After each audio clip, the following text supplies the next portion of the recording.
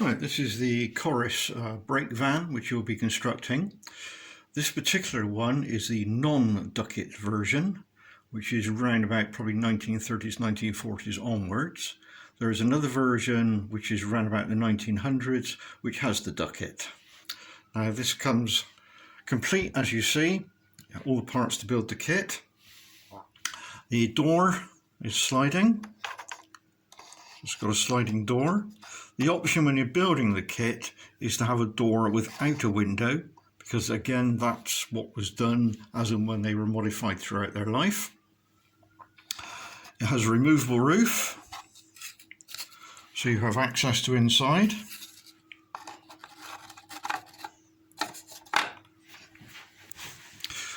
Steps on one side only, as per the original.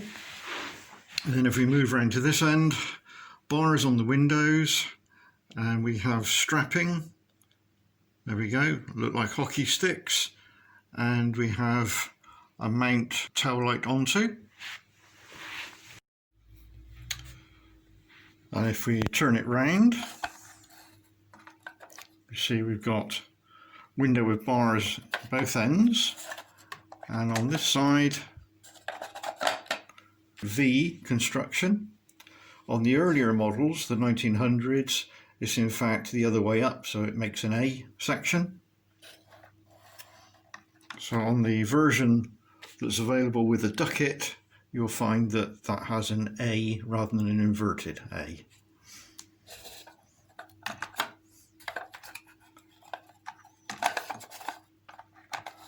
The spare door that is part of the kit when you build it is this one here. So this one doesn't have a window, but it's up to you which one you fit when you build it. The sliding rails are done in a 3D printed plastic, as are the strapping and the lamp supports. And then I just take the roof off so I can show you the underneath. So if we just rotate over slightly, so we can see the underside. We're running Binny wheels in my bull races, which is what I use on all my wagons. And if we just turn them over a little bit more, we can see we've got the brake detail. So we have the brakes linked to each other and then going to the arm, which would go up inside the cab. It's a fairly straightforward kit to make. Full instructions are in the video.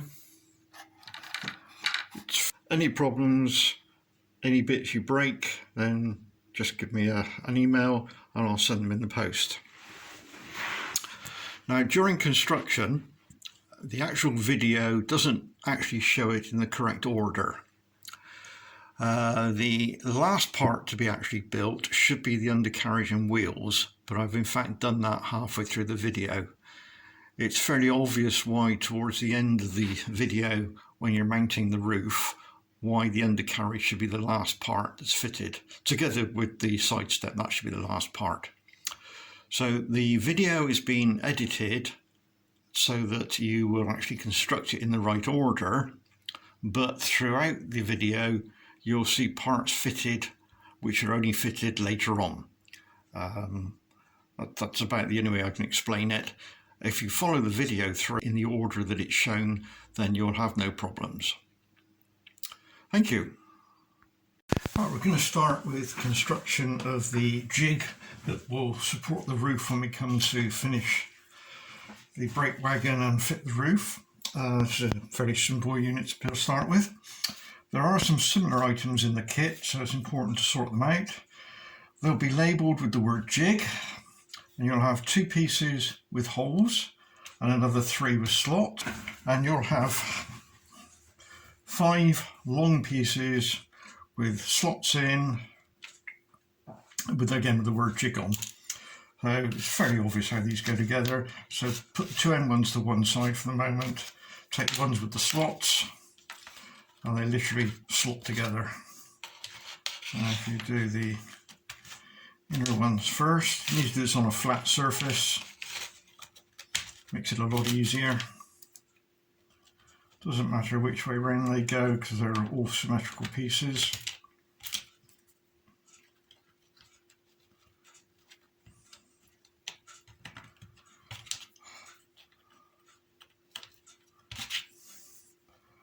And then what you will need is a piece of A4 paper that will allow you to set it up. Right, let's set a piece of A4 paper. This is to set it all up at 90 degrees. So we should have built that on the piece of paper, so I'll now put it on there. Okay, let's just make sure you can see what I'm doing. Let's move the camera a little bit towards me and the paper a little bit away. Right, so now then having got the cross pieces on, we can now add the ends. Again, a bit of pressure, and you'll find that all the holes will line up. And you do the same with the other end.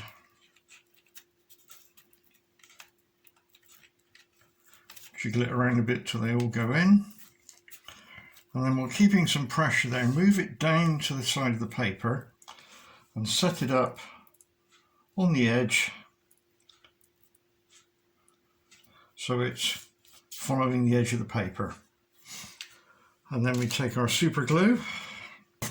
Now we just have to glue that in position. So a little bit just on each end to start with. Just let it run down.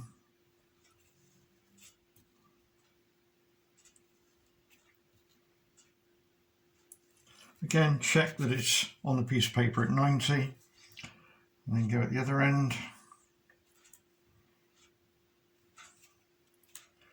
Just a little dot, and the glue will run down into the joint.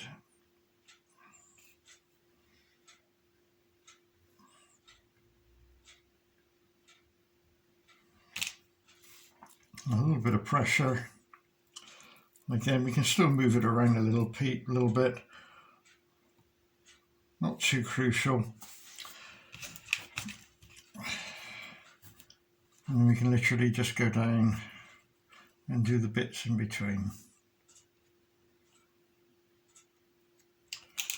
And then just one last check that it still is at 90 degrees. And then carefully put that to one side.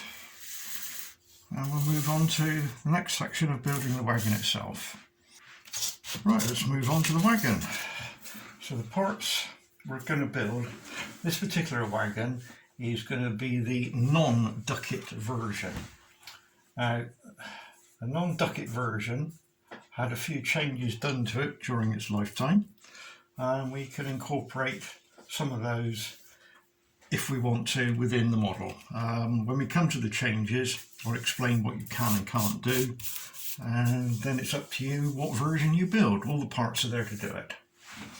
The following section of the assembly video will show these particular two parts to be fitted. It will show this part being fitted as one piece, and then this part will be fitted as a second piece.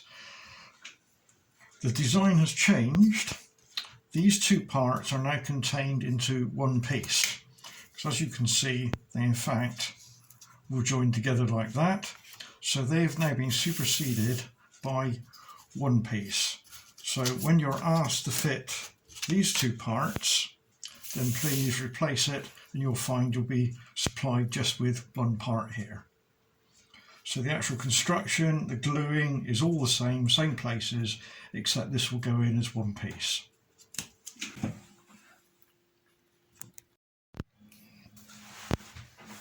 Right, this is going to be construction of the carcass. So the parts we'll need is a base. Now this base is different on one side compared to the other. You'll see it's got some little notches. Those little notches want to go to the left as we look at it. So if you do it in that direction. There's a small piece.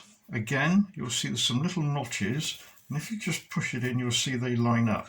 Again, notches to the left. Then we've got one side piece, which you'll see is engraved on one side, plain on the other. So if you lay that like that. And then we have two end pieces, which are identical, which are engraved and not engraved. So again, if you lay them down as I've laid there, you'll need an elastic band and some super glue. Now, it is possible to put this together the wrong way round, which you won't find until later on when you'll find other things don't fit. So if you do it exactly as I've laid it out here, you can't go wrong. So you pick up the base and the side and slot them together so that the engraving's on the outside. Then take an end and slot that in so all the lugs line up.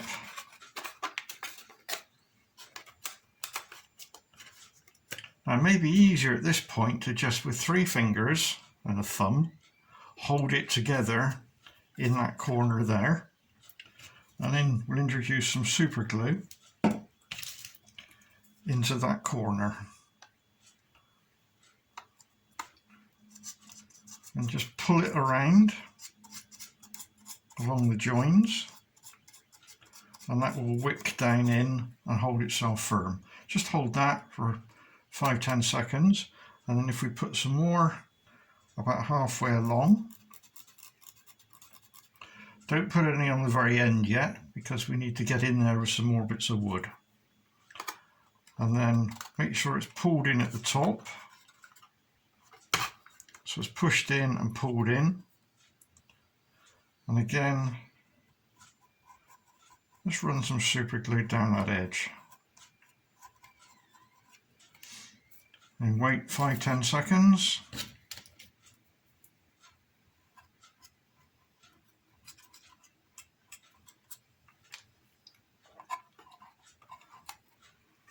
Then we can add the other end in, exactly the same, making sure the engraving's on the outside. So this end again, fingers on each side and pulling in so we've got a nice tight corner. In with the super glue again, and then about halfway along,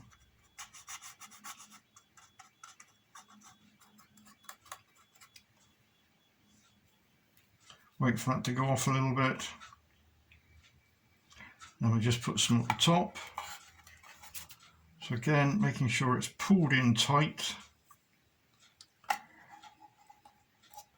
I'll just run it down.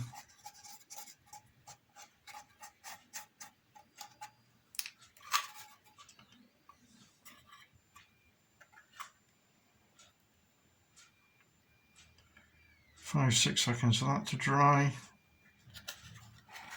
And then some just halfway along at the back where the tag is.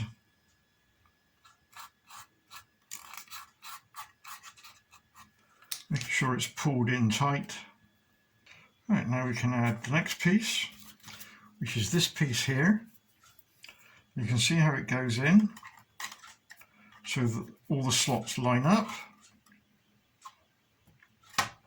Now it's important that this piece is put in at 90 degrees.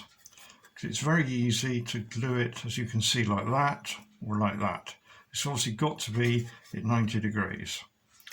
And I find the easiest way to do that is to put an elastic band, and then if you put an elastic band over the whole bottom,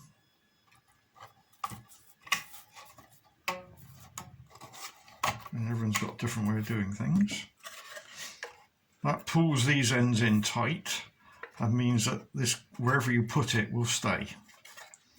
So it needs to be pushed in firmly in that direction. Don't worry about the middle yet. And up firmly, so all the slots are engaged. And then by looking along the line, we just need to make sure it's set at 90 degrees to the base. If you do one end at a time, and I just run a little bit of super glue into that corner.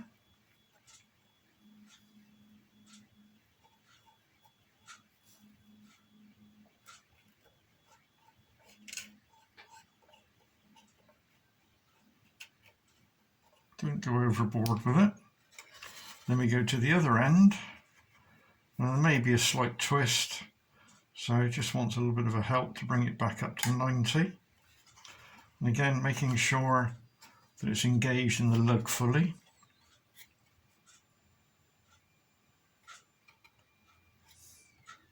Which I am. And am I at 90? No, I'm not.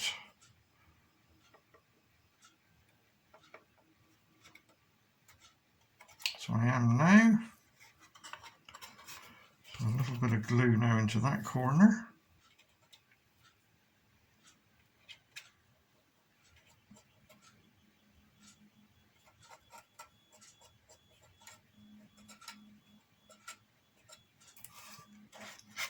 And then we come along halfway, make sure it's squeezed up tight and pushed in that direction. Make sure you can't see any light through the gap there. And then we add just a little bit of super glue into there.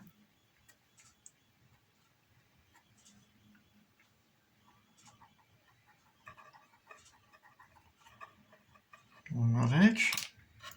Again, hold it in firmly till the glue's dry, which it has. So we can then set that aside until all the super glue's gone off. We should leave it a good 10 minutes, then we'll move on to the next section. Right, glue's dried on that part. So now you need to find this part here. Got some engraving, a hole and a couple of diagonals in there. Now this goes into there, and it will just drop into the various lugs. Now it's important that you don't do glue that lug there or that one there at the moment, because they can go in, you know, you don't want it glued down there, you don't want it glued out there, so we'll glue that one in a moment. The important ones to do are the ends. So we'll start off at this end here, again hold it in downwards, because there may be a bit of play in the wood, so you want to push down and hold in so you can get into the corner with some super glue. Try will do, but hardly any, just want the smallest to drop, because we've got to put another piece of wood in here in a moment. So tease the glue out so it doesn't make a fillet.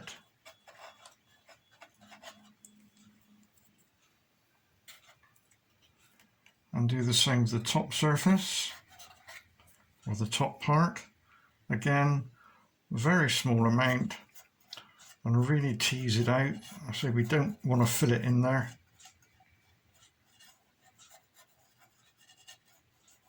But keep the pressure on it so that we've got nice flush joints on the outside. And then we do exactly the same down the other end. Again, small amount of glue. I probably can't see what I'm doing, but that's a very small amount into the joint. Keep him pulled in tight.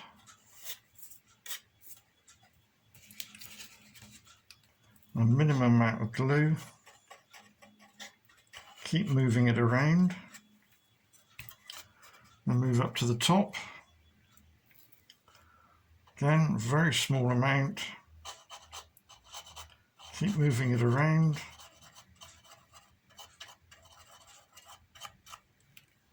And again, make sure you've got a flush joint on the outside.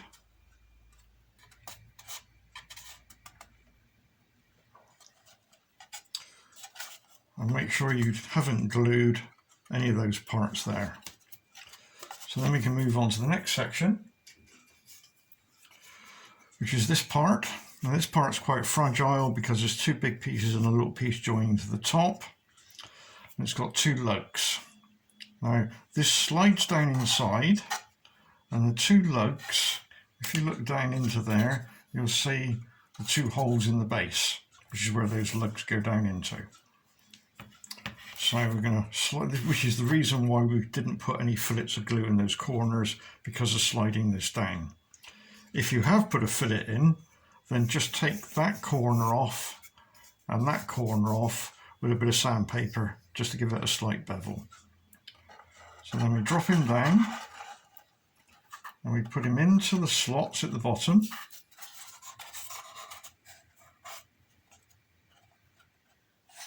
Make sure it's pushed down fully. And you'll find that it sits proud of the front one. That's to take into account the curvature of the roof.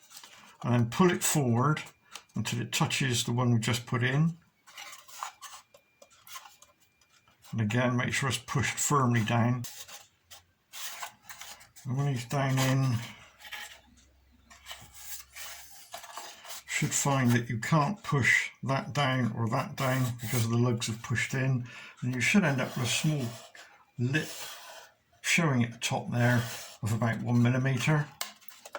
That's to take into account the curvature there. So that's got a nice fit now, and it's flush all the way along there. So if you're happy with that, then we now have to super glue that in position. Make sure it's pulled tight all the way around. We should have a flush surface inside and a flush surface on that side, but not on the top. And you should see no gaps running down where it's pulled in. So we can now add a bit of super glue down that edge there. Start at the very bottom. I'm putting it in, you can't really see, there we are, into the actual corner, and then some at the top and about halfway down, and just tease it along the bottom.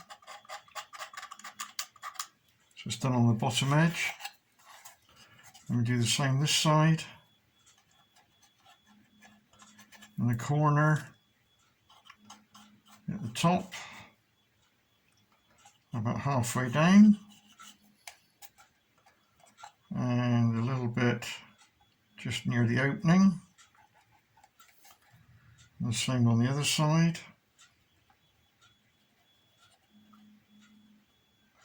So the glue will soak down into where the actual lug is,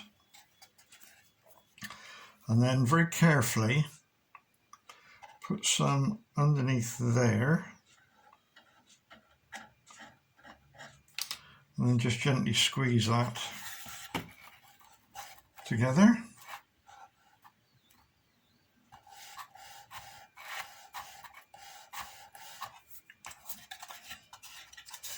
That's that side done. So we can now move on to putting some of the overlays. Now the overlays, as you can see, there's one for each side, and because this is a non-ducket version, then the plain side has a V facing down. If this was the ducket version, the V faces the other way. And it's quite simple how they go in. We'll just do a dummy run. As you can see, they slot in and they pick up where they should do. And the other one will go on this side. Again, we'll slot in. So it's fairly obvious where they go. But before we fit those, we will fit the end ones. Now the end ones are identical to each other, so it doesn't matter which one goes where. And they literally fit onto there. So it's important you get a smooth surface up there and along the bottom. Everything should line up perfectly. The hole should line up, the end should line up, and then you'll find that the actual curvature lines up as well. So to stick that on, we use a PVA glue. So we go around with the PVA. Just want to put a few dobs on. Nothing dramatic.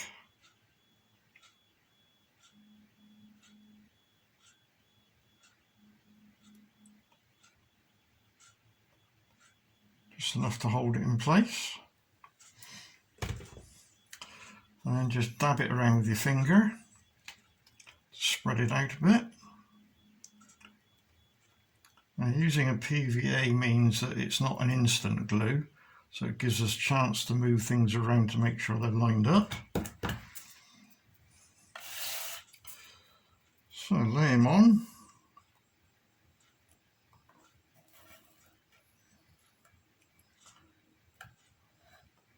And then feel up the sides along the bottom.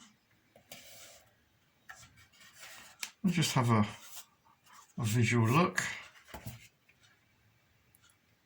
And just move it around a little bit if you're not happy. And a gentle squeeze. Keep moving it.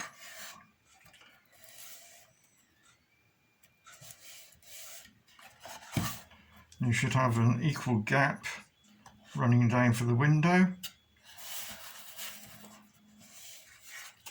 Obviously a smooth flush surface each side and smooth along the bottom. And each of those should stick out, or not stick out, each of those should line up with each other.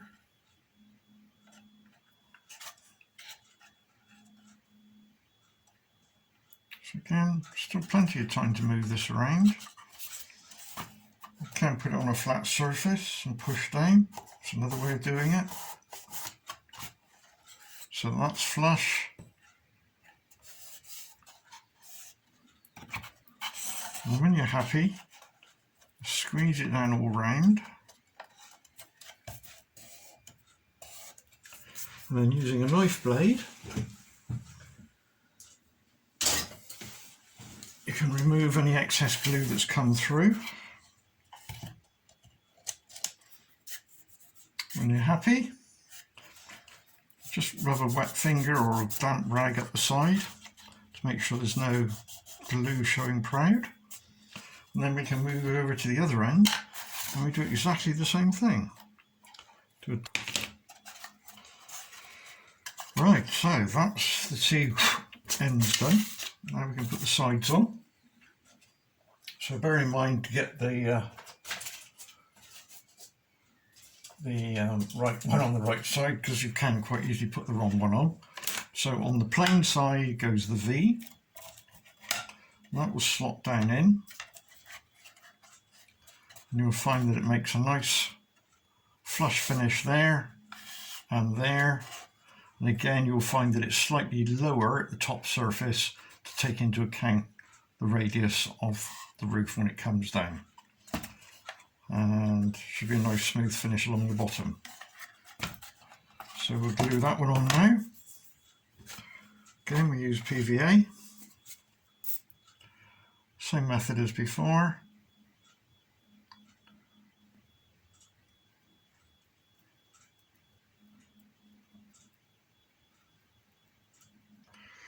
Provided we don't put too much on, there may not be much cleaning up to do on this one. Right, offer him in.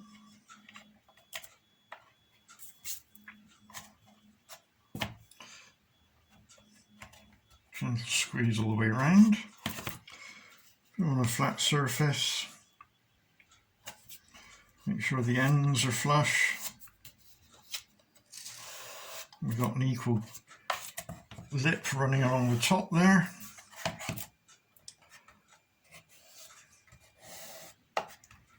Steady pressure all over.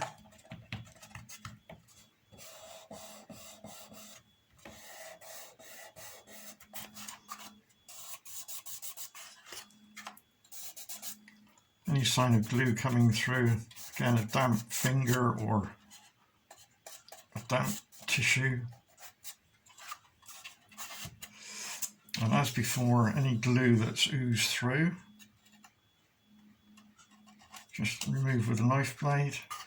Right, that's that side done. So now we can move over to the other side. And we do exactly the same principle. Put it on there, check its sides and bottom. But what we want to do is, there's lots of holes in this one. you've got 5 there and 5 there and 2 there. We really want to try and not get any glue in those holes if we can help it. So again, if we start off with, just put a little bit between the holes. Same principle, offer him up.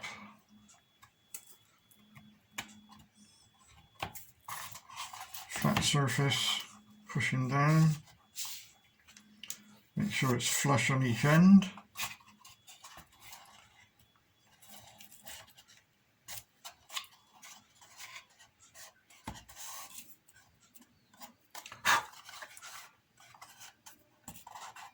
And again, you'll have a slight lip running along there.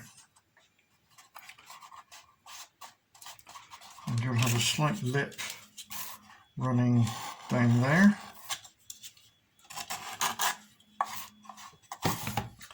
And along the bottom. And a big one at the top. So push that down firmly. Again, remove any glue.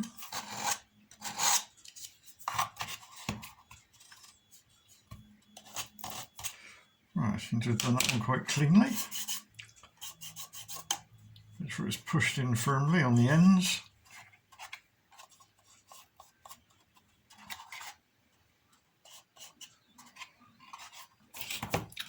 Right, so we can put that to one side now. And what we're now going to build is the door.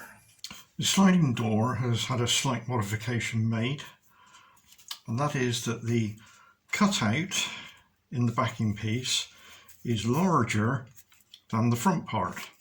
This will allow that when they're glued together, like that, on the back is a slight recess all the way around. This will allow you to put in some acetate sheet, 1 millimetre thick, to give you glazing, then allow the door still to slide because it will be flush at the back. Now the door changed during its life, and it's up to you which door you fit. I supply you with 2 types, which I'm just sorting out now. So we have 2 doors, 2 types of sliding door. We've got one with a window and one without. So those are fairly obvious. Now these have got a clean side and a dirty side. Obviously the one with the window goes on to like that, and the one without, so the actual diagonal holes would line up. So what you end up with is a sliding door with no windows, or a sliding door with a window. So the next job we have to do is to actually glue this part onto there. So I'll go ahead and do that. Again, very, very small amount. And, well, this is a bit more finicky because this is only 1 millimetre thick. So it's just possible to break this part. If you do, drop me an email and I'll get one off to you. If you can just send me a picture of the bit that you've broken. Right, so we drop him on, and then if we push down onto a flat surface all the way around,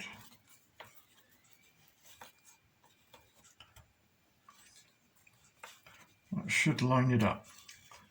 And then just a wet finger down the edge, and squeeze them all the way around.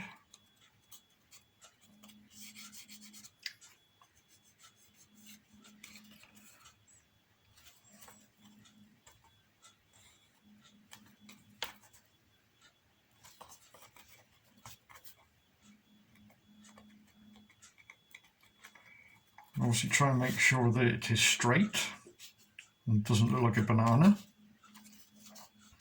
You may have to just help it a little bit. When you've got it all lined up all the way around, flat surface and then push down.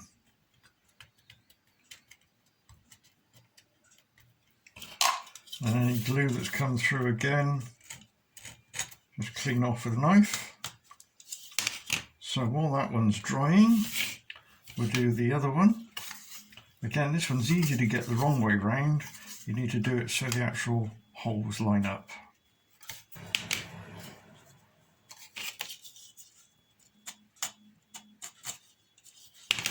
And we can put that one to one side.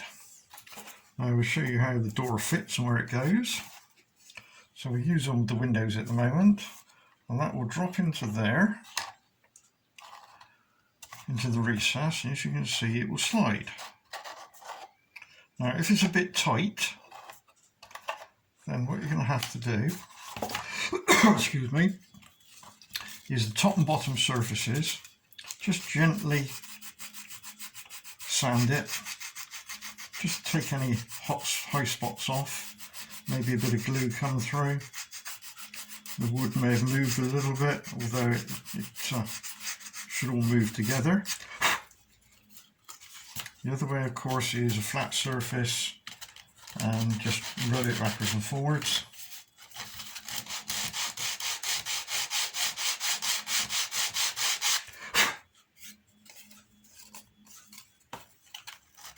Choice is yours how you do it.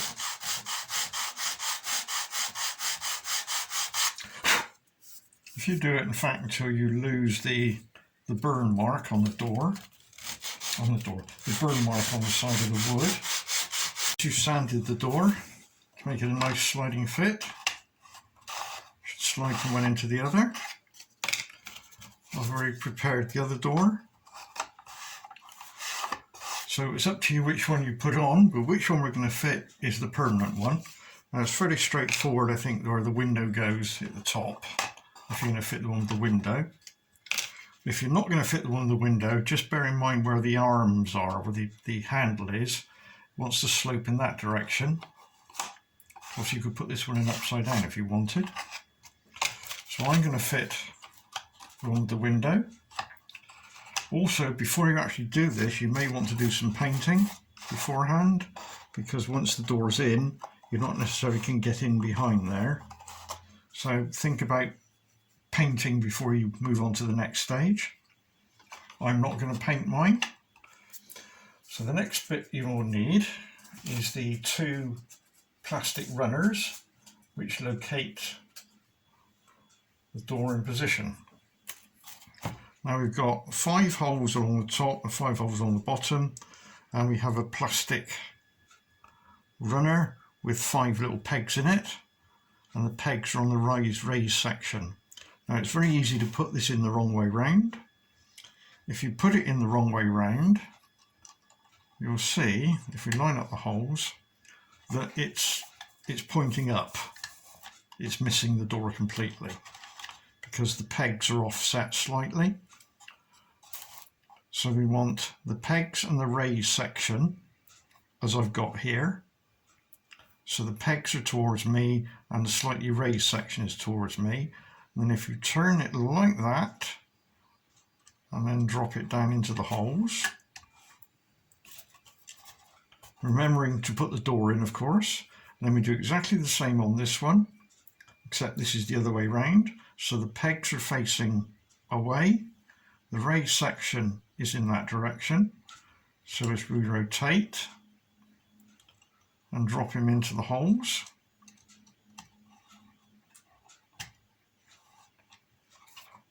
and that will locate and hold the door in position. Now to put these in, we have to use super glue to do this. So we'll deal with the top one first of all.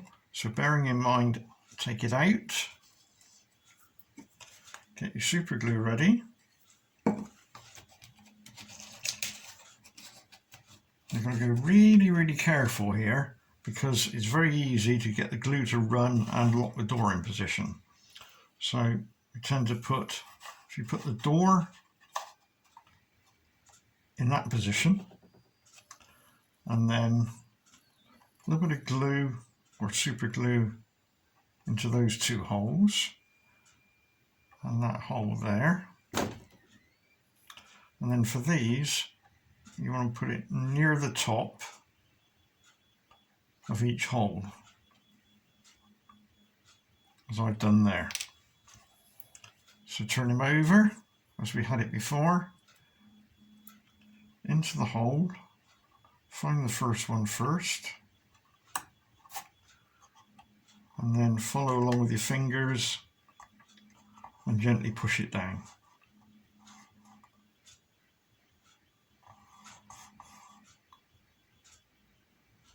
Just hold that for 5–10 seconds.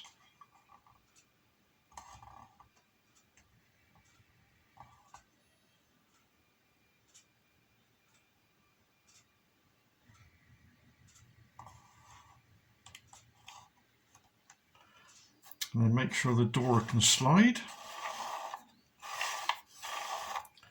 And we can repeat that process for this one down this end now. So again, undo him. Again, put the door about halfway along. So you can glue into that hole, that hole, that hole, and on the edge of that one, and on the edge of that one. And with the pin, just follow it along with your finger and hold them in position.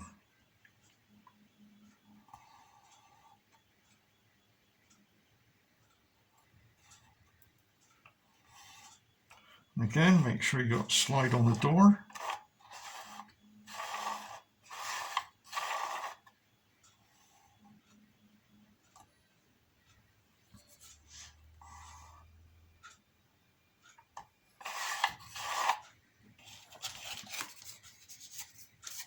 So you've now got a spare door, either one with a window or one without, depending which one you fit it.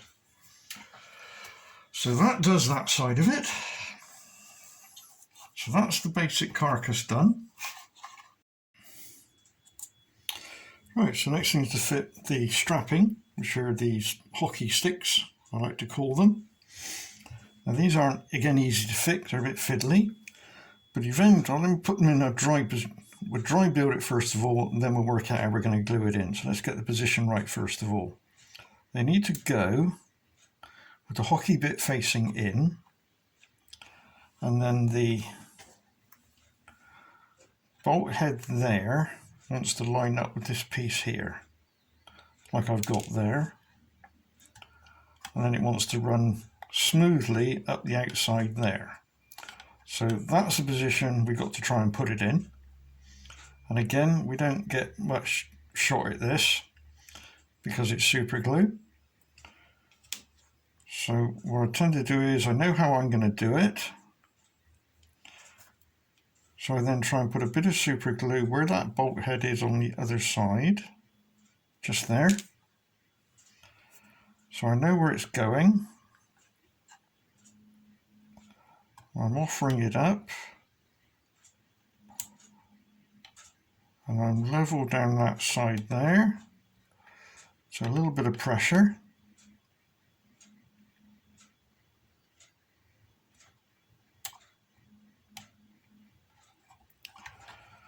And then I'm going to add a little bit of super glue just to the top there so that it runs down.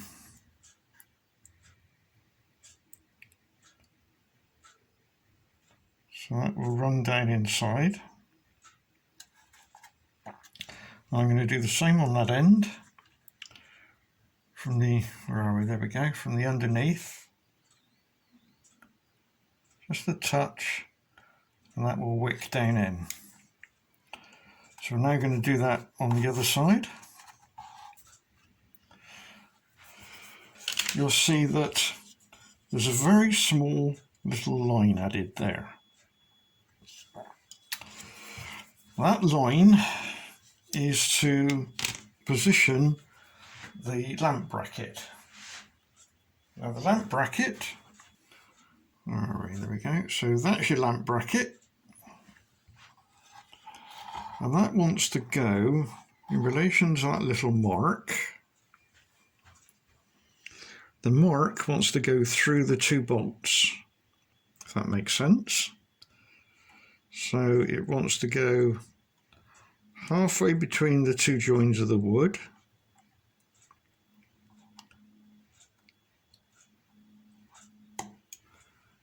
like that there. And we glue that in position. But the side it goes on is the door side.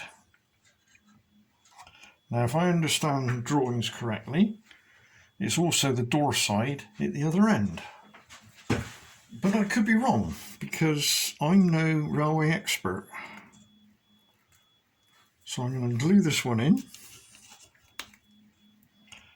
So again, we put some super glue on the rivet side. And we put him halfway along, halfway out.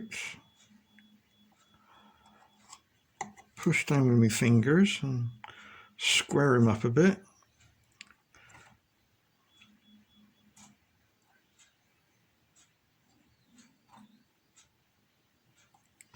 Well, I'm not saying these are perfect. And there you have, where are we? A lamp bracket. So we now have to repeat the hockey sticks and the lamp bracket at the other end, which I will go ahead and do. And there we are. I've now completed my brackets, my lamp bracket on both ends, got my sliding door.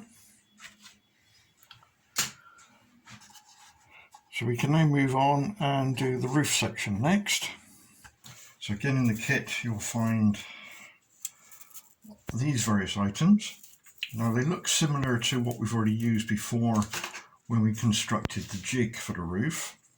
But these are a little bit different. The 3 long strips with slots in have no writing on them at all. And then there are 3 uprights with the word door written on them, and they have slots in. And then there are 2 uprights again with the word door written on them, and they have holes in. So to do this you'll need those parts. It's also handy to have the jig we made earlier, and you'll also need the wagon and 2 pieces of very small sellotape. Right, so let's start off by moving some of the parts out of the way. These are the first 2 we should be fitting. I use the jig to actually stabilise the wagon to stop it wandering around anywhere, because it's obviously on wheels. So what we have to do is have to fit these 2 first. Now the word door is the part that goes towards the actual door itself. This is because that side is thicker than that side, therefore this has to be offset. The ones with the holes go at each end. So that one will just slot in. We don't glue this, it just slots in like that, with the word door facing the door. Now we have to push that in and hold that with a little piece of sellotape. Now the place to tape it is over in that corner, because we have to access through the door to remove that tape later on. I just want to put a small piece down that edge like I've done there, and again making sure the word door and these have got the holes in. And that goes in, sits on the base, and then just rub the tape down, so that then holds that into that location. And we take the other one, again the one with the holes in, again with the word door, and door must face door. So do a trial fit. And again we have to tape that one in. We need to tape it over in that corner. So to put a piece of tape just along there, and we drop that down in again until it touches the floor, and just push the tape in. So check, we've got the word door and door facing the door. It's very easy to get the wrong ones in. Then we move on to the inner ones, which are these 3 with the slots in. This is where it gets a little bit tricky. Again, make sure the word door faces door, and there's some very, very fine pieces that stick out there. Try not to break those off. And these just want to be led in. So if you just lay one in, 2 and 3. So they're led at a slight angle. And then take the first joiner, which joins them all together. And you'll see that it's got slots and a little pin. Now the slots face down, so we go down, and then the pin goes into the end one. And if we do the middle one first, then we hold it up at a slight angle, as you can see there, and we bring the first one along,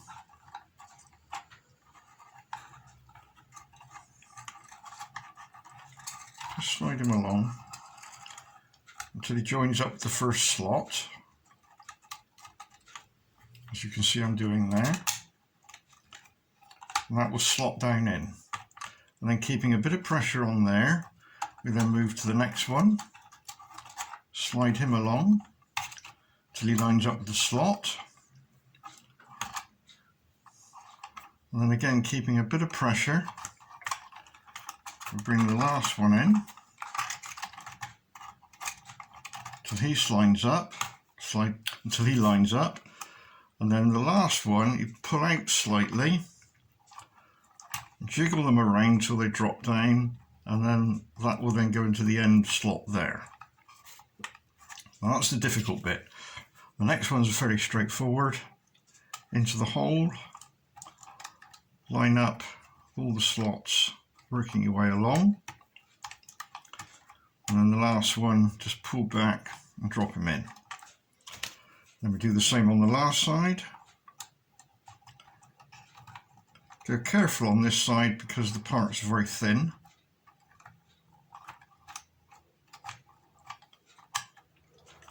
And then push all together and down, make sure it's firmly down onto the base. And you should have a little bit of rock there, maybe about 1 millimetre of movement, which is correct. So we're now ready to glue that into position, but we only glue the parts we just fitted. We do not glue it into the actual bodywork itself. A bit of pressure in that direction so that the 3 are engaged correctly in the end. We're just going to put a little bit of glue at those 3 ends there. So we're just going to run some up the sides.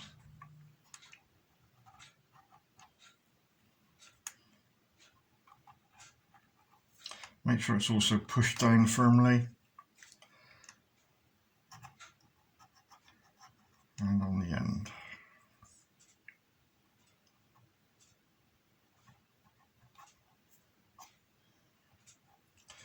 Just hold that about 5 to 10 seconds just to make sure the glue goes off.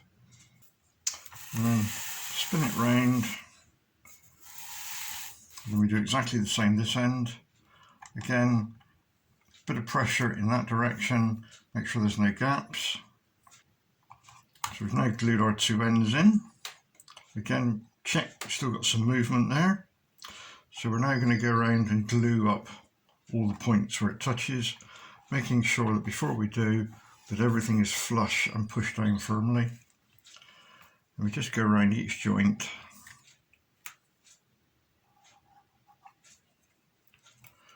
Just put a touch of glue into each joint. Right, so that's all mine done. So that's now all nice and solid. So I need to leave that for a good 10-15 minutes to make sure the glue's gone off before we move on to the next section, which will be fitting the roof. So put that to one side. Make sure that the frame is still located inside the wagon though, because we have to use all of that as part of the assembly. So we now move on to the preparing the roof. Well, the next stage is going to be fitting the roof to the wagon. Now I've got to hold the camera to do this, otherwise you won't be able to see what's going on. So first of all we lay down our jig, which we made earlier, and then we find our roof section. Now the roof section has got engraving to help with the bend, and you'll see there's a central mark there and a central mark there, and we have an end line and an end line. Those will become important when we come to do the alignment. So, jig flat on the bench. Bearing in mind we're going to be applying quite a bit of weight to this, so it wants to be a substantial table. We then lay the roof on, just roughly central with the jig. You can see it's a little bit longer and it's a little bit wider.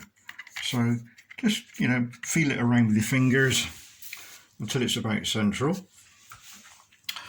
And then take your wagon, and then with the wagon we turn it upside down and we place it onto the roof.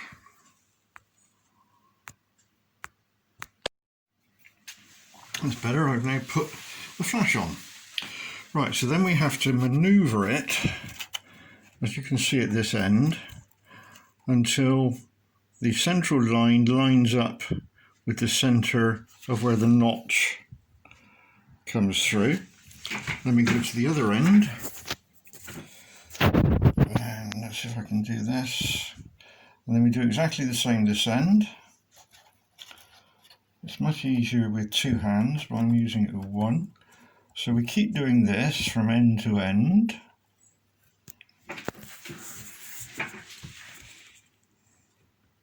On focus until we're lined up.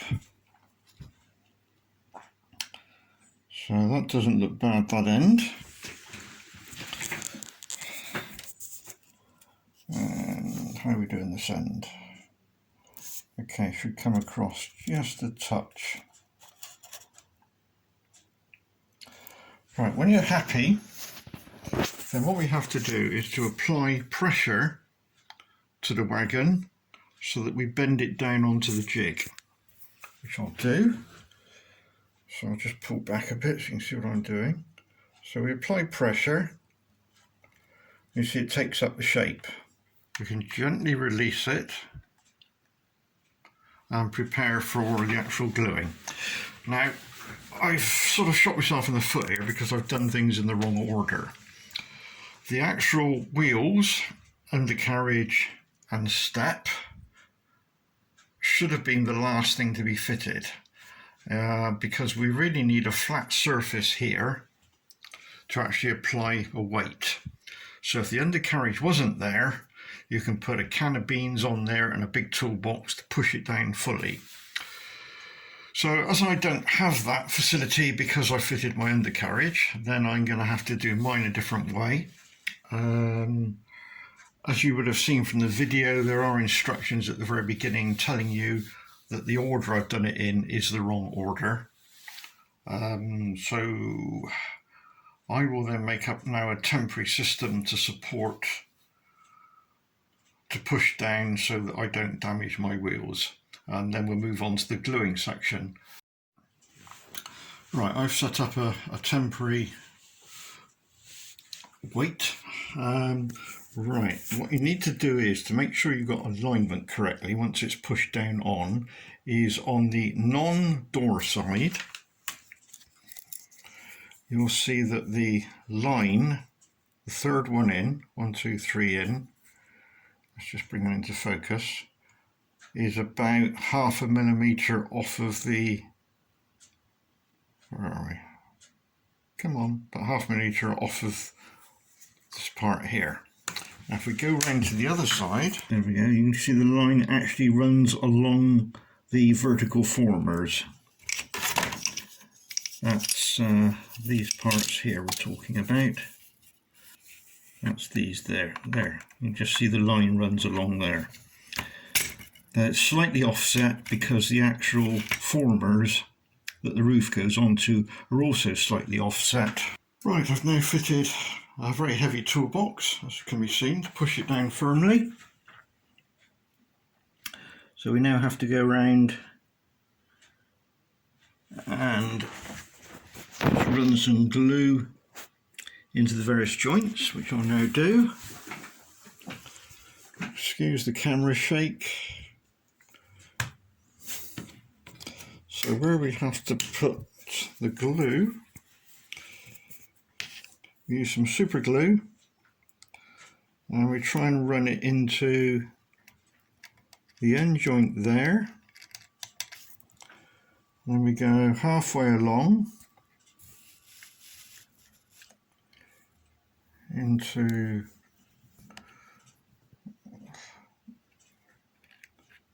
there. Why it won't focus, I don't know. There we go.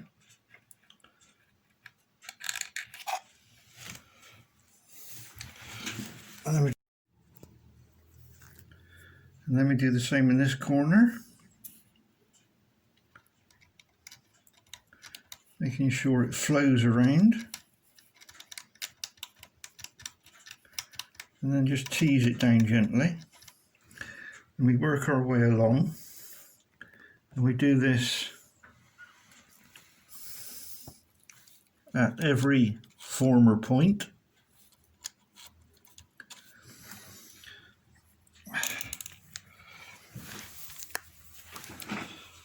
And then we work along both sides, and then at the other end we do exactly the same.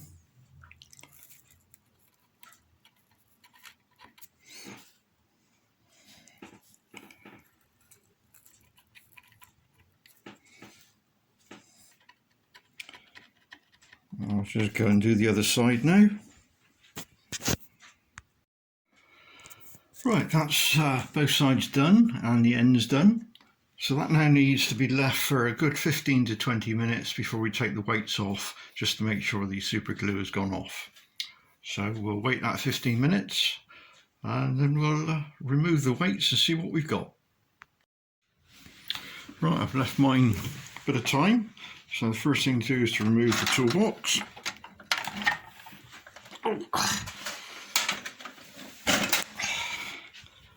And then we remove the tins of beans.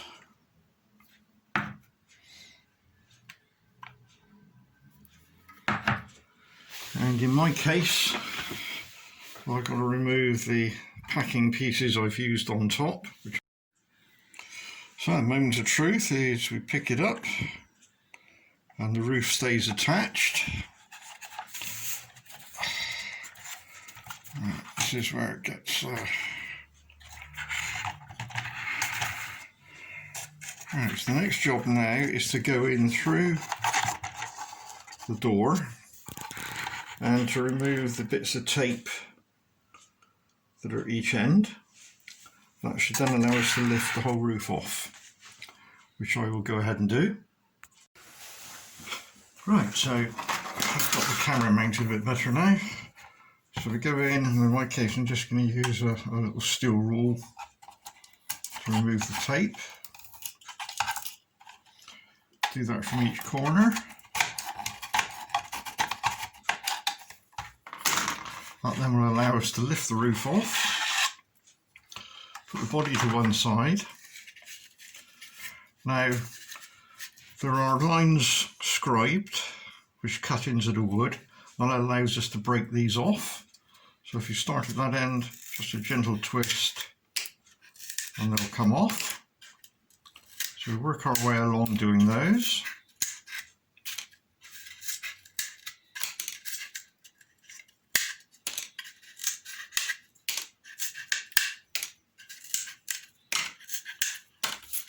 And then with a pair of snips, just clean up the edges.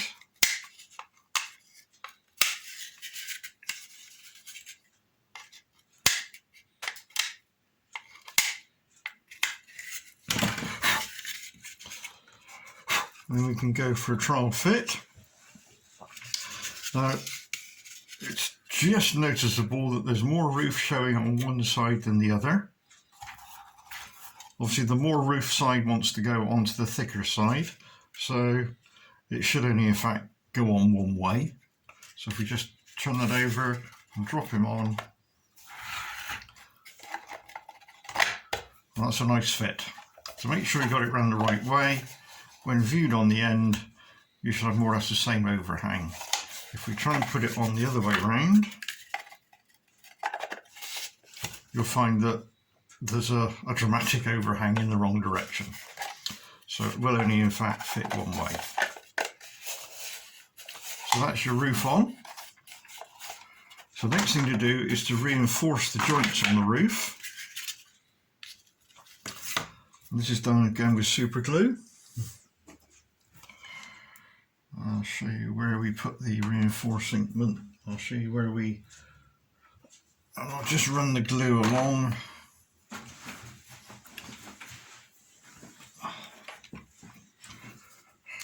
Right, where we run the glue is on the inside. So we do it in the corners.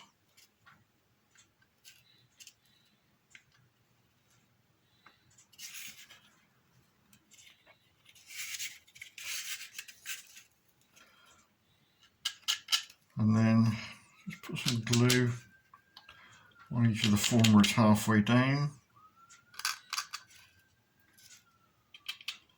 You need to do it on one side. On that end.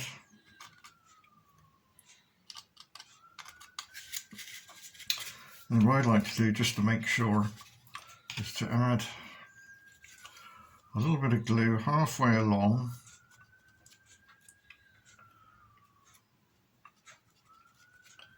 Just a little touch, and let it soak down in.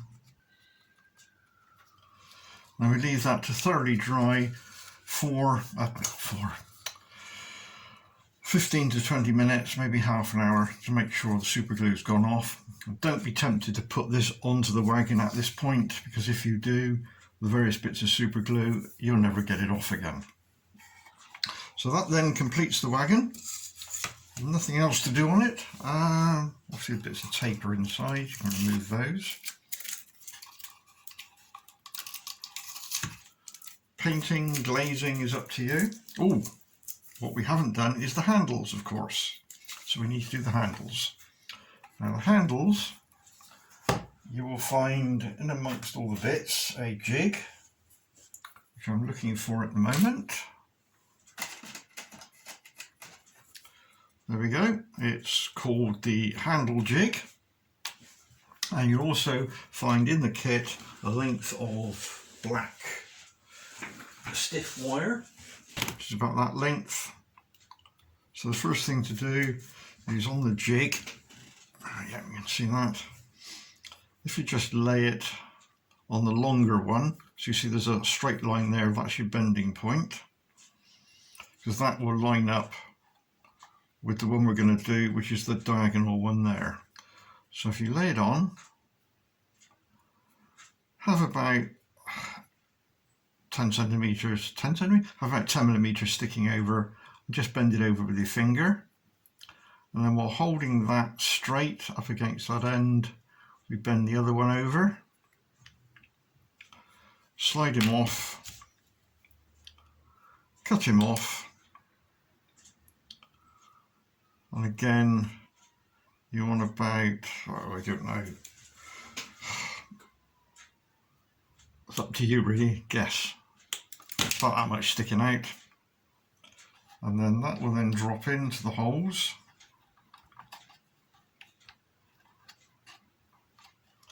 Now you don't want to push it all the way through, because if you do, this particular one will hit the other side of there. So you've got about 2 millimeters to move it through. So if you wanted it to extend 2 millimeters, it's got to go in 2 millimeters, so you want to cut it so it's 4 millimeters long. So that's that handle. And then the piece that's left, you go for the smaller straight line. Again, bend it and bend the other one, slide them off, square them up a bit, and again cut off. So it's about 4 millimeters, maybe 6 millimeters showing. That one then goes into the end handle. Again, push down into the holes. If it doesn't go far enough, then just trim some off, because these holes don't go all the way through.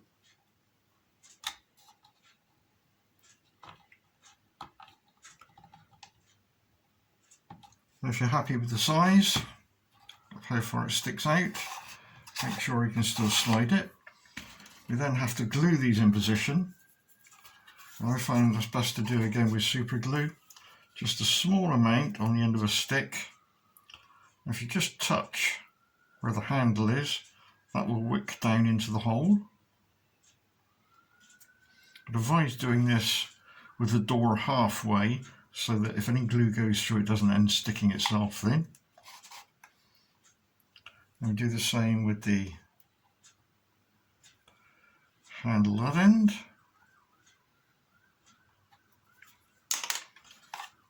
And there we have it. So my roof now is more or less dry. So I'm just going to drop him on. Then we have our Corris Brake Wagon. This is obviously the one that doesn't have the ducket. So the next section we now move on to is the undercarriage, or the frames or the wheels. So that's the next part we will do, which is quite an involved, finicky type of job. And I found the best way to do it is, as you know, we built before the roof jig. So if you lay the roof jig down and then lay the wagon into the roof jig, it gives you a nice solid area to work on. Otherwise it's on the go the whole time, like a cradle. But dropping it into the jig gives you a good working surface. Right, so we'll now get all the parts out. Right, wheels. When you're doing the undercarriage, if you've chosen the option of having metal wheels, then there's a slightly different way of assembling the undercarriage frames due to the wheels being slightly larger in diameter. So for metal wheels, the process is, after you've done the bearings, is to take number 4, number 5, put that on the back, 6A, put that on the back. Hold that there. Then do exactly the same on this one. You take number 4, number 5,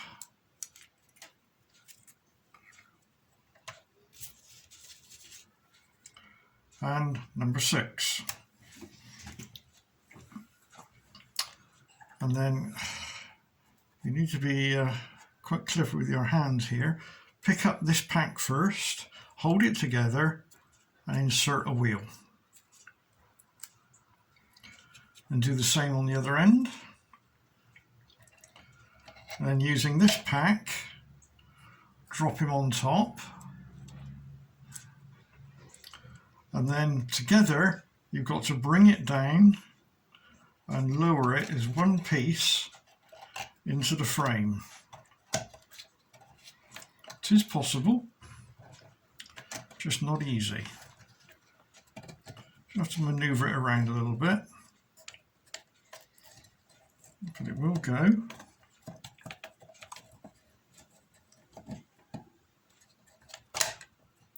That's that side in, and that side in. And then manoeuvre it backwards and forwards until the slots drop into the base. So that's 4, 5 and 6 in. Right, I've laid out all the parts for the undercarriage. Now there's 2 of everything.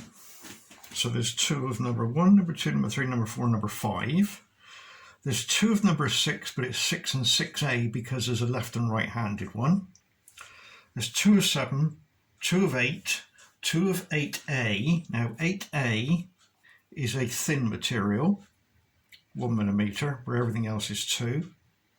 And then you've got a 9A and a 9. Again, they are similar, but they're handed. One's left and one's right.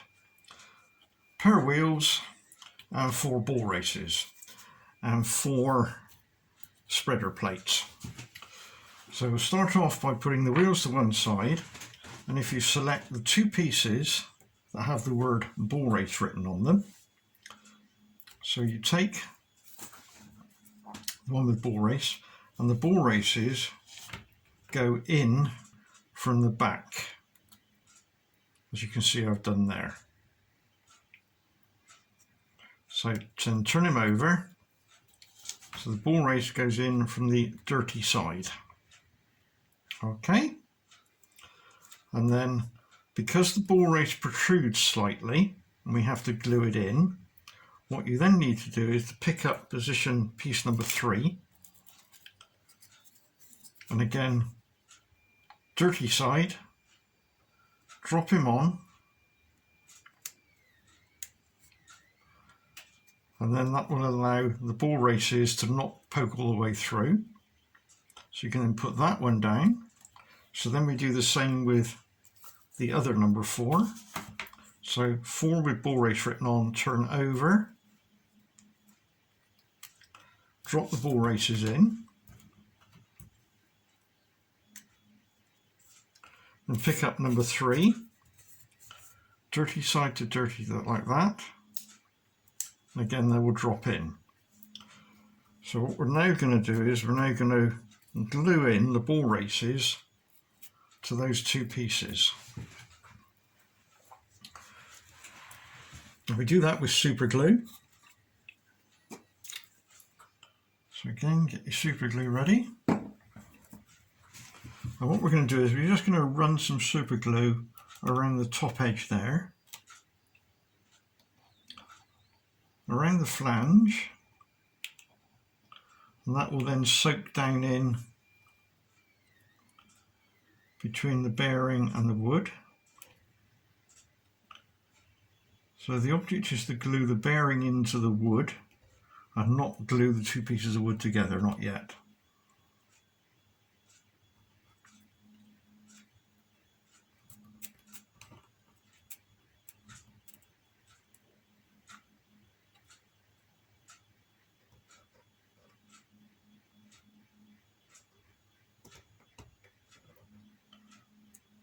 Right, then we leave that for 3 to 4 minutes to make sure the glue is dried. So when that's done, you come back to me and it's dry, and we'll move on to the next section.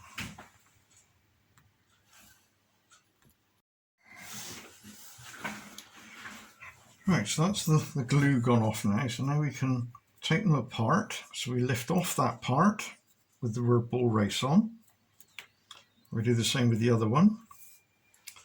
Now what we're going to do is we're going to add just a bit more super glue around the edge that we couldn't get to before. So it's just to run a small fillet of super glue between the flange and the wood.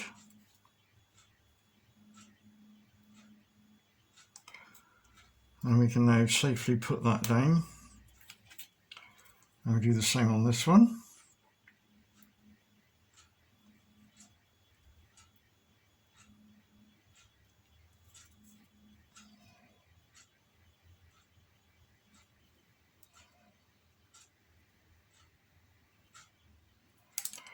Oops, and we can put that one down. Now while we're waiting for that glue to dry, we can move on to the next section, and that's to fit the axle box covers. So you need to find 4 little discs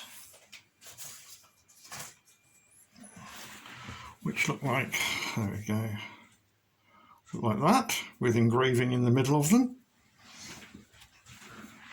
And you need to find part number 1, which doesn't have a hole right through, but it's got an engraving on it.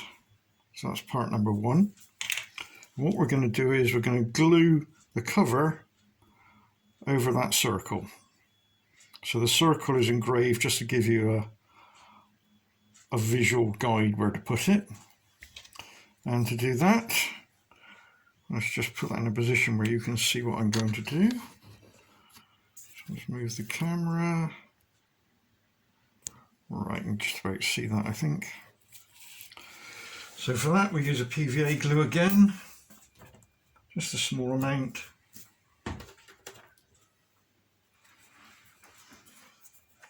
We put just a small stop,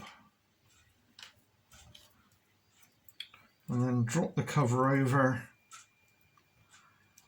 and then position it by eye.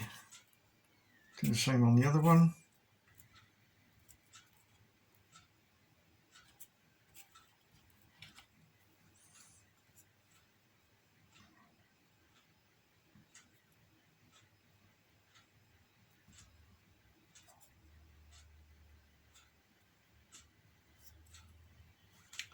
Put that to one side and do the same with the other number one. Right, so now we can move on to the next section. Zoom back out. Oh, let's sort of zoom in. I think we'll zoom out, that's better. Right, so this is where it's going to get tricky because I've got everything laid out. So what I think I'll do is I'll move what I've got here out of the way so you can actually see what we're about to do. So I will drag my piece of paper, keep them laid out, and then we'll bring in our wagon. Now then, the ones that we put the ball races in have got a little lug top each end, and you can see that in the actual chassis itself are 4 little slots. And obviously it's where those go. But before we do that, we have to slot the wheels in. But before we slot the wheels in, we need to lubricate the bearings. So we haven't lubricated them up till now because we didn't want any oil on them, otherwise they wouldn't glue in.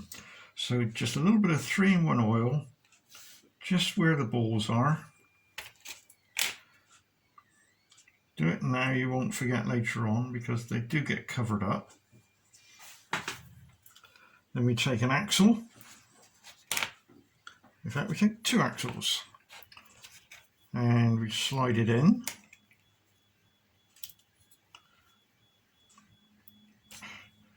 And slide the other one in. This is done with the flange facing in.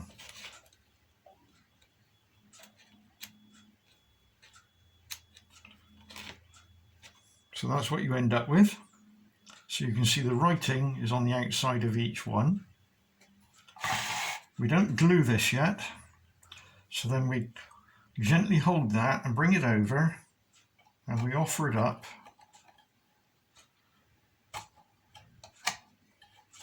And then manoeuvre it until it slots into the slots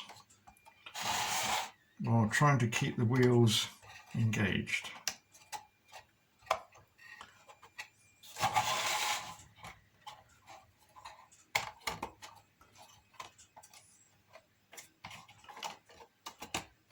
There we go. And you'll find that the wheels will rotate and there should be a bit of a play sideways. So that's the first stage in. Now you notice they were numbered number 4. Now the way the numbering system works, it goes 4, 3, 2, 1. So we go 1, 2, 3, 4, 5, 6, 7, 8, 9. And then going from the other side it then goes 9, 8, 7, 6 and so on. Right, so our next stage to put in is, because we're going in, is number 5. So if you pick up number 5, and it's important the numbers always face outwards. Now these is not the easiest thing to do this, so it's slide it in and then rotate it and keep it at an angle. Get it under the flange. You may need a knife to help you here.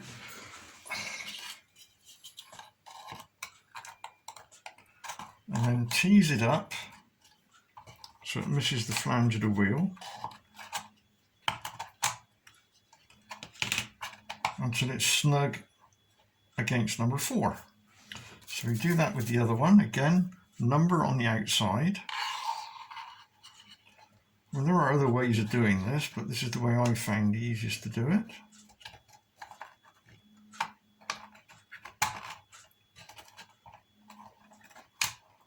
So that's number 5 done.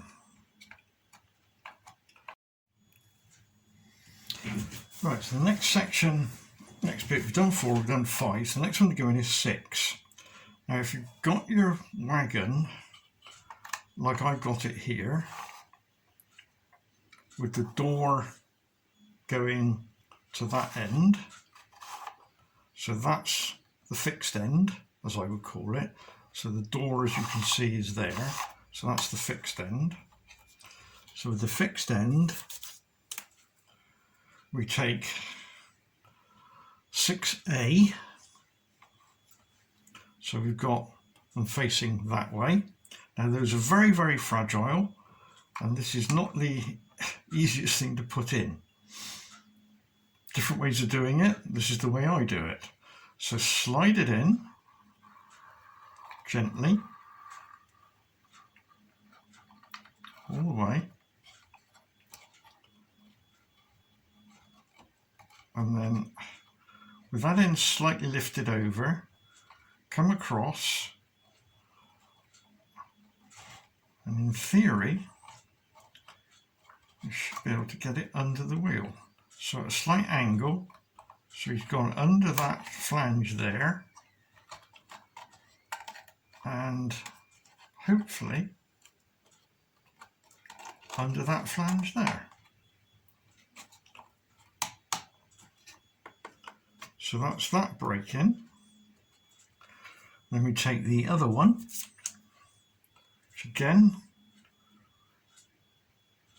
numbering facing out, and you'll find that it does tie up with the one opposite. So again, if we do the same idea, maybe come in from this direction, all the way in, and then keep it at a slight angle under the flange. Oh, that one went easy, didn't it? That's number 6. So then we take number 7. Again, numbering outside, slide him in,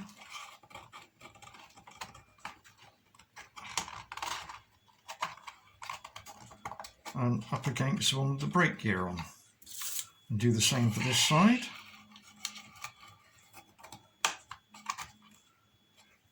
Then we fit number 8.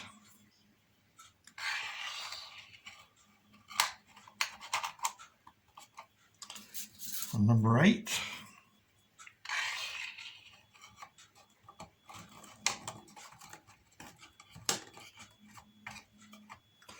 And then we fit the 2 thin ones, which is 8A.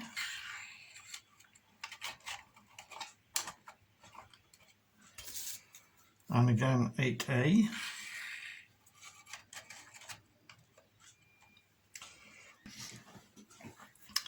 So now we assemble the part that drops in between, which I've already assembled here, so I'll just take apart so we can actually see what I've done.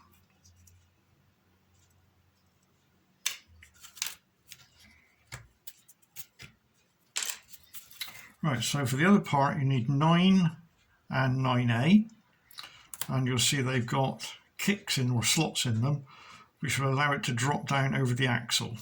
But we have to build this up first and then drop it down inside. Now, due to tolerances in wood thickness, this dimension inside here, which I'll point out, there to there, may change. And that's taken care of by the spacers we're about to use. You can see me build this up first of all. So if you take all the ones with number 1 on first of all, of which there's 4 of them. There we go, 4 with number 1. Drop those in to the dirty side. Doesn't matter which way around they go, but use all number 1 to start with. And then drop the other piece on top, making sure the actual holes of the brake system lines up.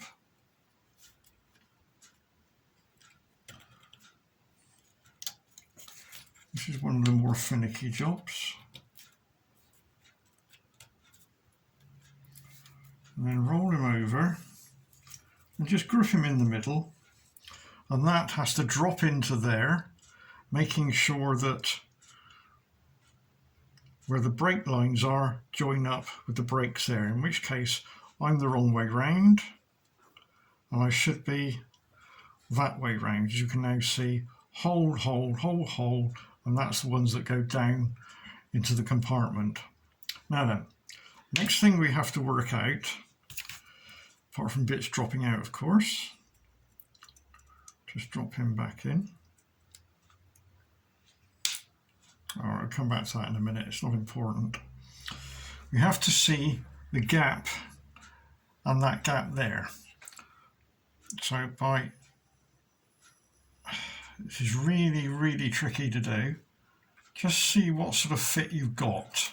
If it's tight, in which case it is in my case, then we know that number 1, which is the one we're using here, is too long. Number 2, which I have here, which I'll just bring in, the ones that are labelled number 2 are 0.5 millimetre less in length. So we can try number 2. So again, remove number 1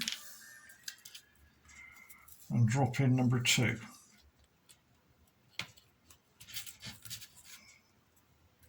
Maybe easier just to do the end ones first of all.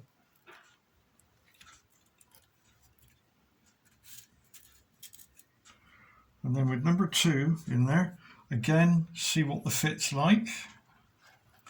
We want a nice smooth fit, not too tight, not too loose. That feels quite good. So we'll go with number 2 then. If it's still tight, then use number 3. So we'll fit number 2. We don't glue these in yet, just in case we have to use number 3.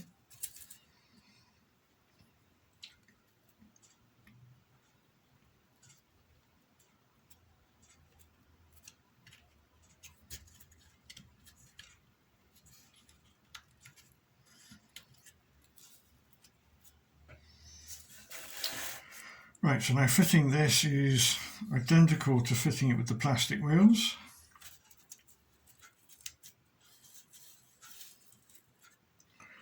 Where you lower it down, pull it out slightly to clear the axle, and then feed it down between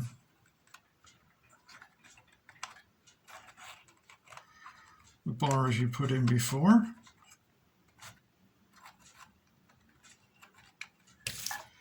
I have to help it over a little bit so they squeeze down in.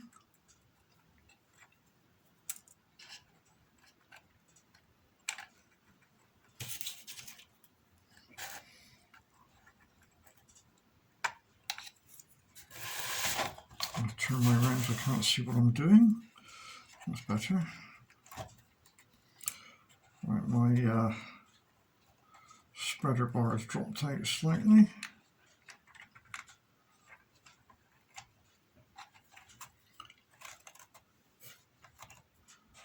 Right, and that's dropped down and it's quite a nice snug fit. So again, we should be able to push down on each side. Everything should be at 90 degrees. A little bit of movement in the wheels and the wheels should rotate. So everything's down and tight, and you'll find that the wheel bars which you've just put in will be slightly below the frame. So we can now fit the next section. So we're now going outwards, so that was 4. So we now have to fit 3. So we find 3. So 3 goes on the outside. And the other 3 goes on the outside.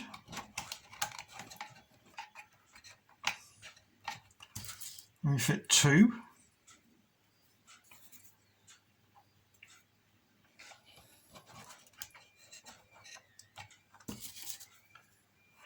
and we fit 2.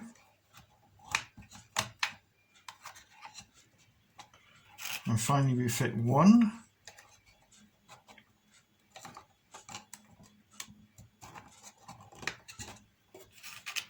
And we fit 1. Right, now what we have to do is we have to glue all this together. So the way I tend to do it is we have to do this with super glue. So you get some glue ready. And then you need to push the bottom of that bar, because obviously we don't want it running at an angle. So make sure it's pushed in firmly, and the other side is pushed in firmly. Just hold it with your fingers there. And then it's pushed down flat, and the wheel rotate.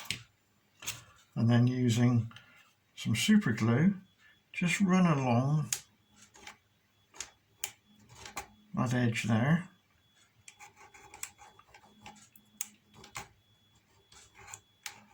And that should soak down between the bars and the end. And we do that on the other side.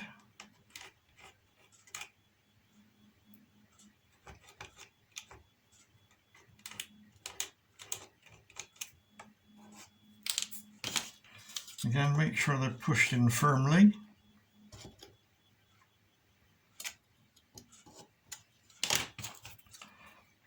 And then just down into that corner there on the end bar,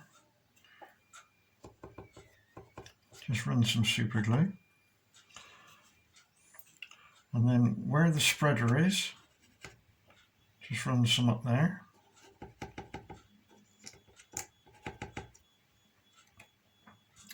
And allow that to dry.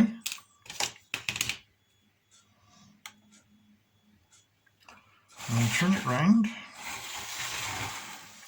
And then we do exactly the same this end. Make sure it's pushed down firmly. They're pushed in together. It's not kicked out at the bottom. And the wheels rotate. And then on the spreader bar,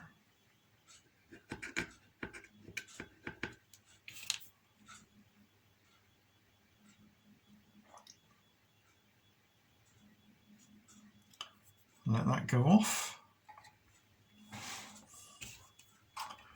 And then again, make sure we're pressed in firmly in the middle. We're going to apply some down in between number 1 and the base, just along that edge. And the same on that side.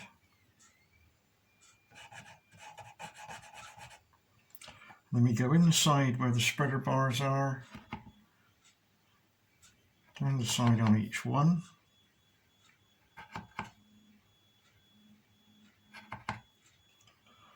And then along the inside of the last piece we put in.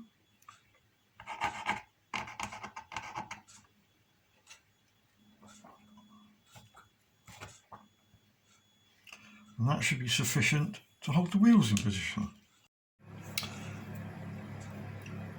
And then if you turn the wagon over, the last place to add some super glue is down inside where the actual frame poked up through.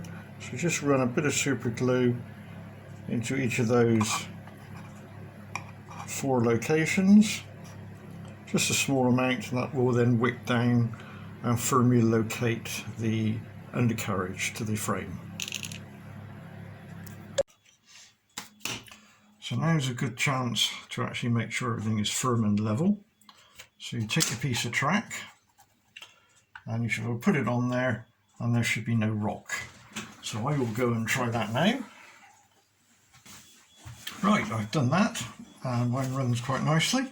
So now we have to add the parts to connect up the braking system.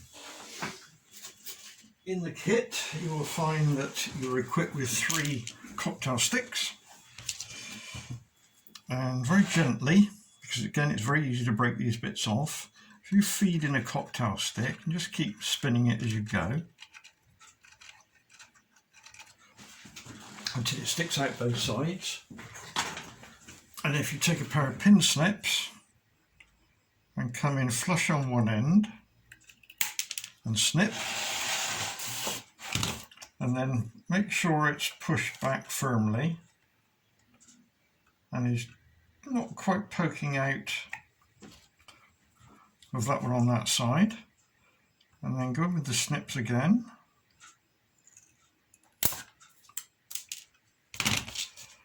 And then we do that in the second position.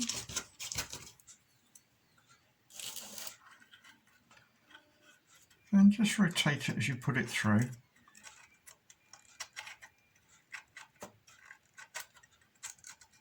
If it's too tight, then just rub a bit of sandpaper on the cocktail stick just to reduce the diameter slightly. So again, snip, make sure it's just flush. And then we do the same on this side. I've come off my, and then at the very end, there's only two to go through here.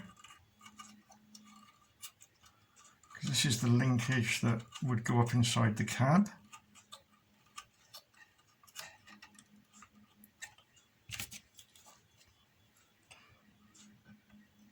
Snip. And snip. So that's the underside done. And then once you've done those bars, just put a little bit of super glue just on the inside in those whoops, where are we? There we are. In those locations, and that will stop the bar sliding out and add some strength to these parts. We'll tie them all together because they are very, very fragile.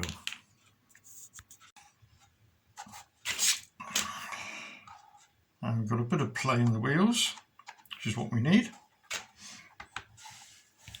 Right, so we can now add the steps on the side, but before we add the steps, we have to build them. And the steps consist of a step and its framework. Now this again is quite a fiddly job to do. What we have to do is to zoom in so you can see what we're doing. That's better.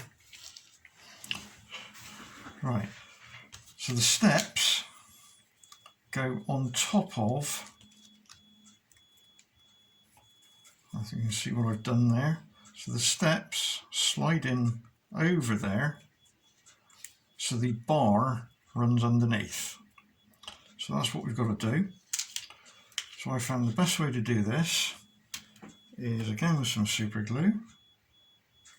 You've got to be really careful here, just to put just a bit of glue.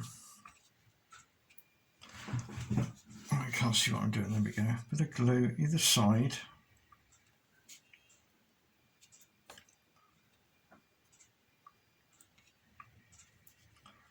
Hopefully you can see what I'm doing.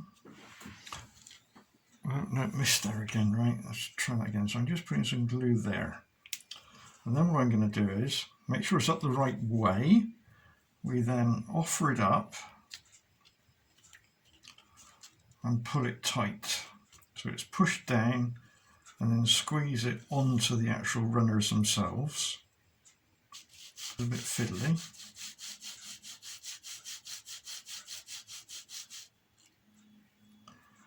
Right.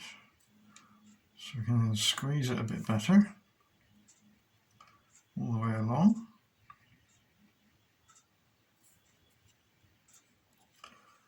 And we eye that up to make sure that that's straight and again isn't like a banana.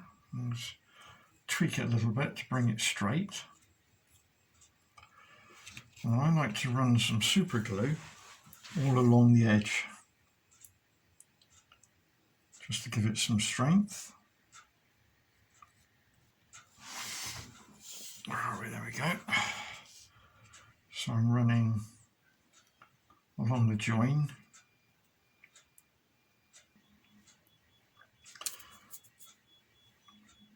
Right, Right, so make sure we did do it in the right way, so we can see the bolt holes, and we've got the running detail. So we can now glue that onto the side of the wagon. I only fitted one of these on one side. Now if you look carefully, let's again zoom in so you can see what we're doing. Okay, yep. Just move the camera along a bit. There we are. Right, and it was only fitted on the side that had the sliding door. Now you can see that there are 1, 2, 3, 4, 5, 6 little pop marks which line up with the steps. I'm going to glue in the first one first. Now we're going to do that with some super glue. So I'm just going to put a little bit on the other side at the top. Now I'm going to have to put my head in a way here, I'm afraid, so I can see what I'm doing. But I'm lining up the holes, or the bolts, with each other. I'm just applying a little bit of pressure.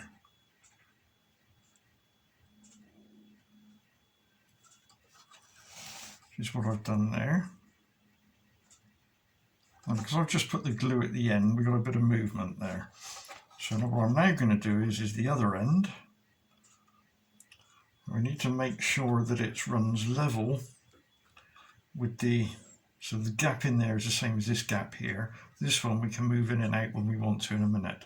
So let's just get that one about right. So that's going to go in there. So that's flush with the top. So what I'm going to do here is a little bit of glue, super glue. I'm going to move him out of the way and put a little bit on the actual frame itself, and then line it up with the top and then push down.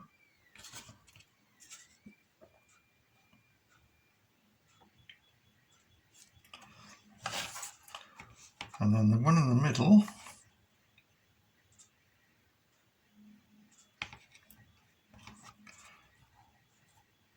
I'm just going to put a little bit on one side, hardly anything, so it will hopefully run down in.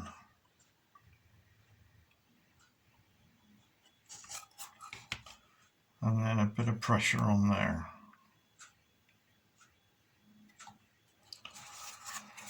And then from the inside, or the underside, I'm just going to put some where the arm touches the side of the frame. And there we have our running board. It may not be the easiest thing to fit, but it's fitted, so that's fine. Now I've just noticed that there may be a small problem with fitting the buffers.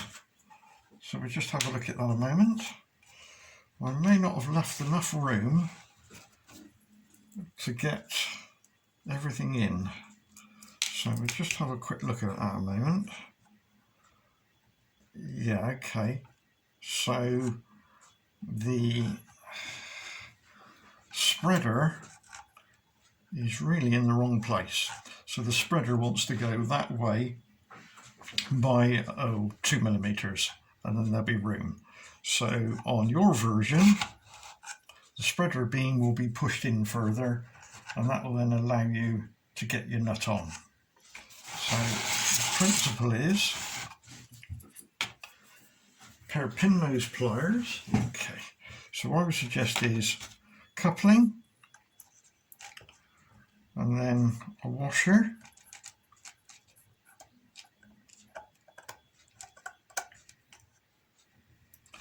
and then a nut, and then gently pull it out until you can get the nut in, and then screw the coupling while holding the nut.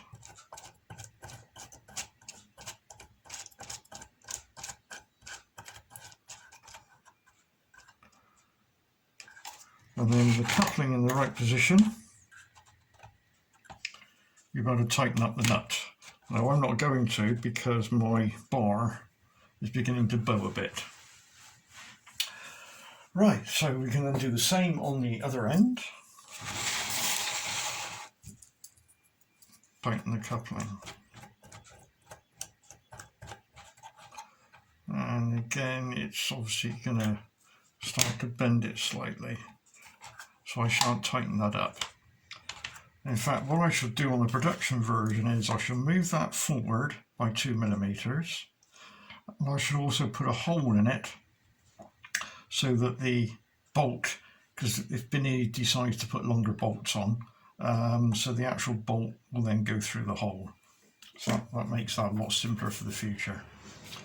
But there were some mods that were done to these wagons over a period of time in the 60 odd years that they were being used.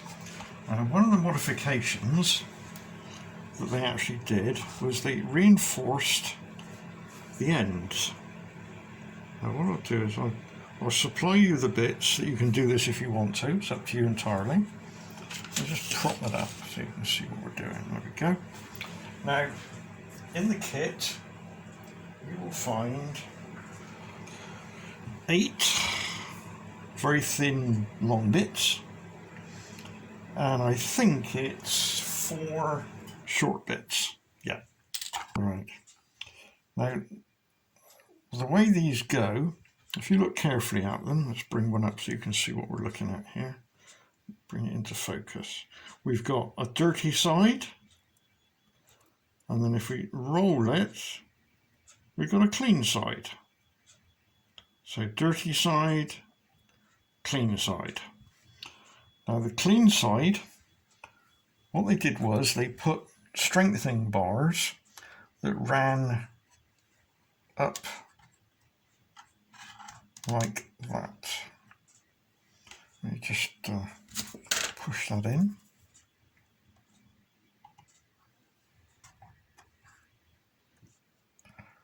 Now, I don't know what era that was done in, but it was done at a later date. So you can add these if you want to make it more pure taking, and then you put another one in there. If they're a bit long, you may have to just remove just a little bit off the end. And then the shorter ones, again, keeping, I don't know which end's which now. I think that's dirty, that's clean, yeah. So they go in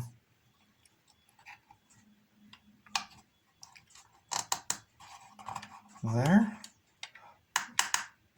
They are tight. Just help that in with a pair of snips. And then put another short one in.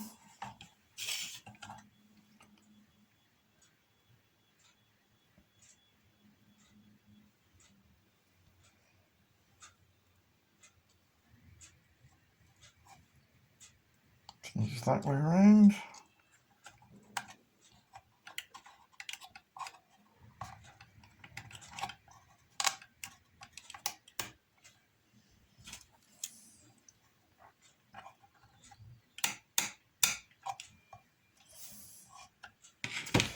And then 2 more long ones.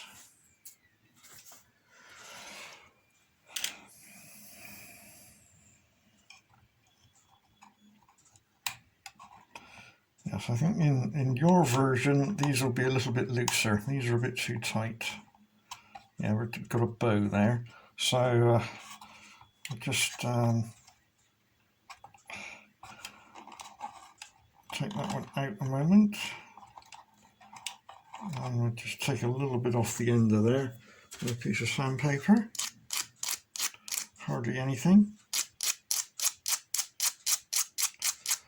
So I will reduce that length by 1/4 of a millimetre on the production version.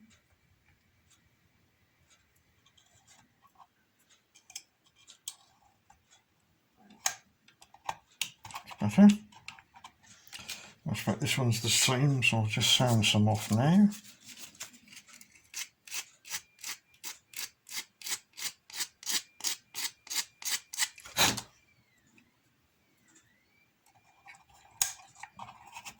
There we go. So you would glue those in there, and you do the same on the other end. So that's one of the mods that was done at a later date. I don't know what year or years we're looking at, maybe 1920s, 30s, 40s, but various changes were done. So you don't have to fit them, up to you entirely. So I'm just going to take those off before they fall off, and make a note to change the file to make those a little bit shorter. Yeah, that one was really tight. Again, what we need to do is just put a little bit of glue, once you've done a trial fit, a little bit of super glue just in there and in the bottom, and then pop it excuse me, and then just pop them in.